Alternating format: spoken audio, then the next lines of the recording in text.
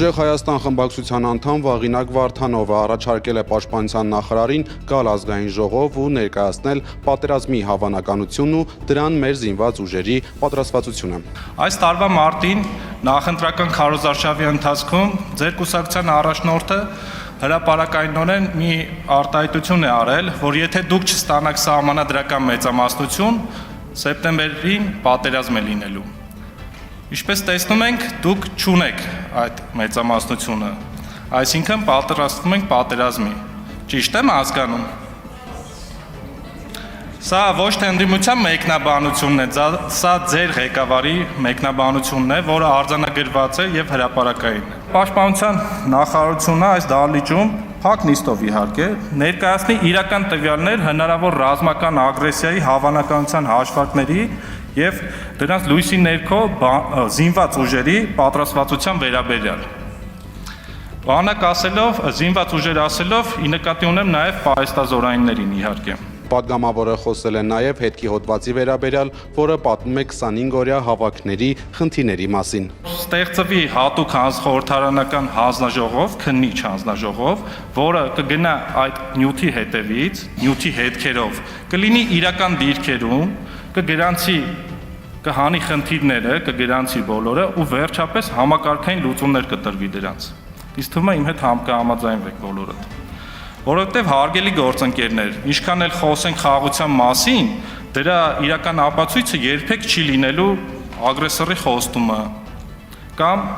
պարտվողի հանդարտությունը։ Դրա իրական ապացույցը մեր հասարակության պատրաստվածությունն է։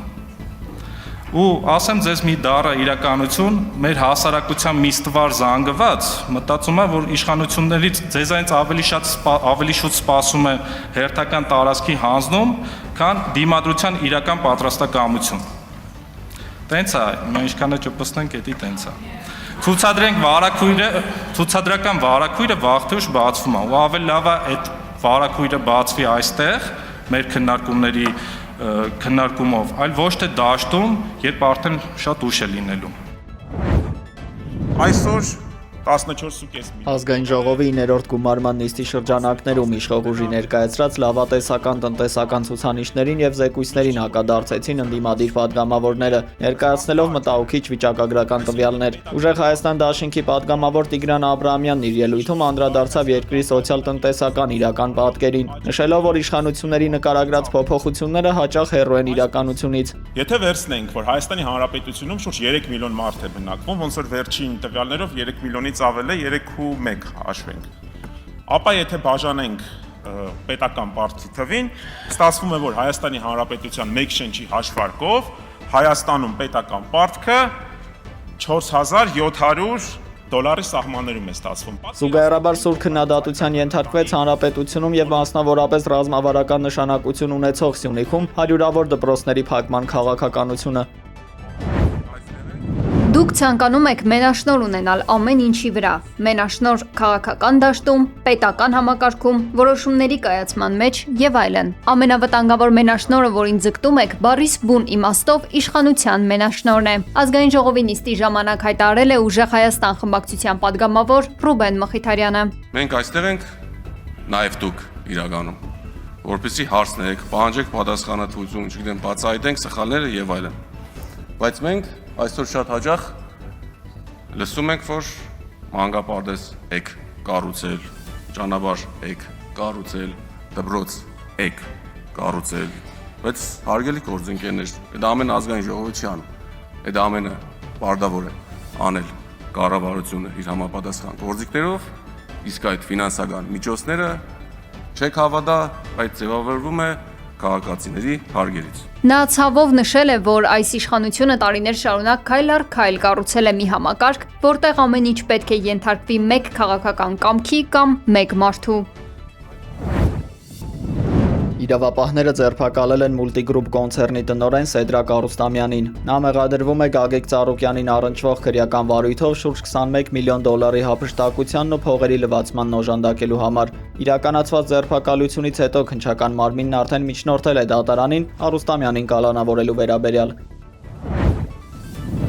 Խաղաղության հետագա ամրապնդման ուղղված հնարավոր քայլերն է Արարատ Միրզոյանը քննարկել Երևան ժամանած ԱՄՆ հատուկ բանագնացի ավագ խորհրդական Արիել Լայթսթոունի հետ։ Միրզոյանը եւ Լայթսթոունը քննարկել են նաեւ առևտրատնտեսական համագործակցության եւ Հայաստանի տնտեսական ու էներգետիկ դիմակայության ամրապնդման ուղղությամբ փոխգործակցության հնարավորությունները։ Այս հանդիպման ընթացքում ներառված է եղել նաեւ TRIPS ծրագրի կյանքի կոչման ուղղությամբ տարվող աշխատանքները։ Երկուստեք ընդգծվել է նաեւ ծրագրի հնարավոր սեղմ ժամկետներում իրականացման հարցում շահագրգռվածությունը։ Товарищи офицеры. Уважаемые товарищи, добрый день. Վլադիմիր Պուտինը հայտարարել է ռուսական բանակում կառավարման օպտիմալացման եւ կադրային նոր նշանակումների մասին։ Բանակի թիկունքի բոլոր ծառայությունների ղեկավարումը վստահվել է գեներալ գնդապետ Վալերի Սոլոչուկին, ում Պուտինը բնութագրել է որպես ամենատաղանդավոր հրամանատարներից մեկը։ Мною принято такое решение, назначен Солочук Валерий Николаевич. Пожалуйста. Բացի այդ կատարվել են այլ առանցքային նշանակումներ։ Անօթաչու համակարգերի զորքերի ղեկավար է դարձել Դենիս Լյամինը, կենտրոն զորախմբավորման հրամանատար Անդրեյ Իվանաևը, արևելք խմբավորման ղեկավար Պյոտր Բոլգարևը։ Այս քայլերով Ռուսաստանի ռազմական ղեկավարությունը նպատակ ունի բարձրացնել զինված ուժերի մատակարարման եւ ռազմաճակատում կառավարման արդյունավետությունը։ Ռուսաստանը պետք է վճարի իր պատճառած ավերածությունների համար, հայտարարել է Եվրահանձաժողովի նախագահ Ուրսուլա ֆոն դեր Լեյենը։ Նրա խոսքով իրենք օգտագործում են ռուսական սառեցված ակտիվների ստացված հասույթը համոզվելու համար, որ դա տեղի կունենա։ Նա նշել է, որ սառեցված ակտիվներից եւս 1.4 միլիարդ եվրո են հասանելի դարձնելու Ուկրաինայի համար։ Սա նպաստելու է Ռուսաստանի ապօրինի պատերազմի դեմ Ուկրաինայի շարունակական դիմադրությանը, գրել է Ուրսուլա ֆոն դեր Լեյենը։ Իսրայելական զորքերը մտել են Սիրիայի հարավային Դարաա նահանգ, տեղադրվել են ժամանակավոր անցակետեր, իսրայելցի զինվորականները հարձակննել են տեղացի ֆերմերներին։ 2024 թվականի դեկտեմբերին Սիրիայում անցումային կառավարության ձևավորումից ի վեր Իսրայելը շարունակաբար մեծացնում է իր ռազմական ներկայությունը սիրիական սահմանամերձ գոտիներում։ Ռոմում գտնվող ԱՄՆ դեսպանատանը երկրորդ օրը անընդմեջ ընթանում են Իսրայելի եւ Լիբանանի պատվիրակությունների միջև ուղիղ բանակցությունները Վաշինգտոնի միջնորդությամբ։ Նախատեսվել է, որ այս հանդիպումները տևելու են մինչև 5 օրակարգում Իսրայելի զորքերի դուրսբերման, հարավային Լիբանանում լիբանանյան բանակի տեղակայման եւ անվտանգության համապարփակ ապահովման հարցերն են։ Չնայած խաղաղություն հաստատելու ԱՄՆ-ի ջանքերին, բանակցությունները բախվում են լուրջ խոչընդոտների։ Պաշտոնապես դեռևս պատերազմական վիճակում գտնվող կողմերը տարաձայնություններ ունեն զորքերի դուրսբերման ժամանակացույցի եւ Հեզբոլահի զինաթափման պահանջների շուրջ։ شبانه روز کار بکنیم این مسیر 10 ساله رو 1 ساله میتونیم طی کنیم. Իրանի նախագահ Մասուդ Փեզեշքյանը հեռախոսով խոսել է Համասի քաղաքական բյուրոյի նորանշանակ ղեկավարի հետ։ Շնորհավորելով պաշտոնը ստանձնելու կապակցությամբ Փեզեշքյանը վերահաստատել է Թեհրանի շարունակական աջակցությունը Պաղեստինի ժողովրդին։ Նա շեշտել է, որ Իրանը լիովին սատարում է բանակցային գործընթացում պաղեստինյան առաջնորդների ընդունած ցանկացած որոշում, միջոցառում կամ նախաձեռնություն։ ԱՄՆ Կալիֆոռնիա նահանգում արագորեն տարածվող Գան անտառային հրդեհի պատճառով հայտարարվել է արտակարգ դրություն։ Կրակը արդեն ոչնչացրել է շուրջ 2600 հեկտար տարածք։ Վտանգավոր գոտում հայտնված մի շարք բնակավայրերի բնակիչներ տարհանվել են։ Հարևան գոտիների բնակչությանը նախազգուշացվել է պատրաստի ներտարհանման։ Տեղացիների եւ ընտանի կենդանիների համար բացվել են հատուկ ապաստարաններ։ Չնայած գործադրվող ջանքերին ծայրահեղ շոկի, չոր բուսականության եւ բարդ ռելիեֆի պատճառով հրդեհը դեռևս ամբողջությամբ վերահսկողությունից դուրս է։ Նախնական տվյալով զոհեր, վիրավորներ կամ ավերված շինություններ չկան։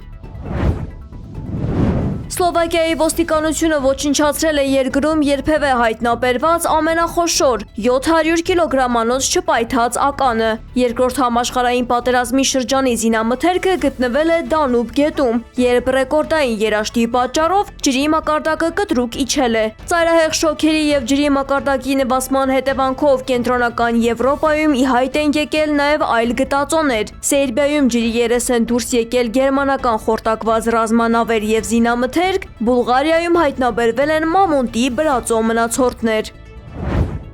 Հունաստանի արևմտյան Ատիկա շրջանում պայքար է մղվում խոշոր անտառային հրդեհների դեմ, որոնք ոչնչացրել են մի շարք տներ, բնակիչները տարհանվել են։ Ըստ տեղական լրատվամիջոցների Հունաստանում արդեն այրվել է ավելի քան 12600 հեկտար հողատարածք։